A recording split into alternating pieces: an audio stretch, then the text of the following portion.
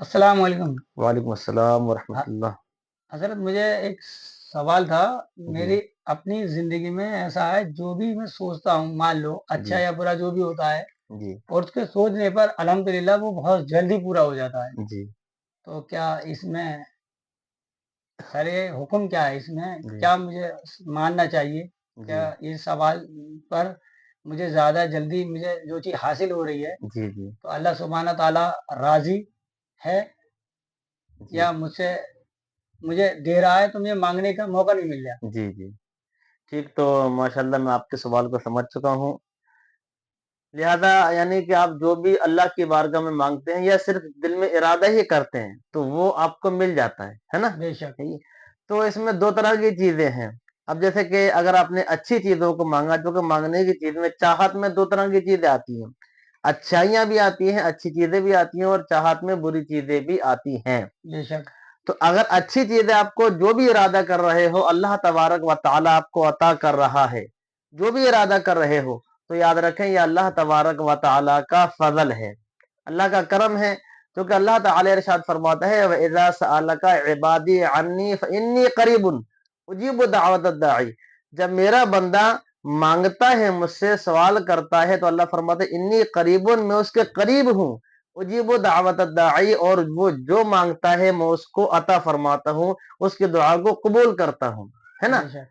और इसमें दूसरी एक हमारे लिए नसीहत भी ये है कि अगर हम गुनहगार हैं, बुराइयां कर रहे हैं, तो लिहाजा फिर भी हमारा रब कितना करम अता फरमा रहा है। अब उस बेशक। अल्लाह के करम पर, अल्लाह के फजल पर, अल्लाह की अता पर हमारे ऊपर ये लाजिम है अल्लाह का शुक्र अदा करें, है ना? बेशक। अब अल्लाह का शुक्र कैसे अदा करना है? ये नहीं कि अल्लाह का ये अल्लाह तेरा लाख लाख शुक्र है, ऐसे शुक्र अदा नहीं होगा, बल्कि बाकायदा हमारे फुक़हा ने किताबों में लिखा है, शुक्र अदा करने का मतलब है अल्लाह तबारक व तआला की इबादत की जाए, नमाज बेशक। की पाबंदी की जाए, बुराइयों से बचा जाए, अल्लाह की अताअत की जाए। ये शुक्र अदा करने का ये मतलब है। दूसरी चीज, अब अगर बहुत सी ऐसी चीजें जो बुरी हैं, जो काम गुनाह है, लेकिन चाहत तो कभी कभी बुराई की भी हो जाती है ना। बेशक। तो बेशक। लिहाजा आप चाह रहे हैं गुनाह, फॉर एग्जाम्पल आपने कोई बुरी चीज या गाने का ही ख्याल आया और वो आपके निगाह में आ गया, वो आपने सुन लिया, तो लिहाजा फिर ये इसमें क्या है, इसमें क्या कोई हिकमत है या नहीं? तो याद रखे, फिर इसमें हिकमत नहीं है, बल्कि यहाँ पर आजमाइश है। क्योंकि एक बंदा कोई गुनाह करने की ताकत नहीं रखता है, तो लिहाजा फिर वो अगर गुनाह से बचे तो उसका बचना कैसा, जो कि उसके पास तो गुनाह करने की ताकत ही नहीं है।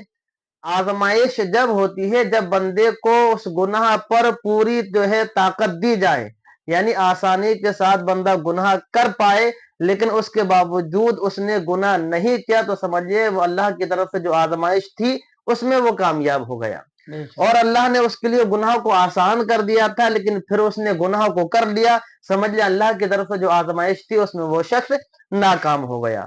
तो लिहाजा जो अगर चाहने से अच्छी चीजें जो है मिलती हैं, तो ये अल्लाह का फजल है, और जो बुरी चीजें हैं उससे अगर बचते हैं तो आजमाइश में कामयाबी है, नहीं बचते हैं तो आजमाइश में नाकामी है।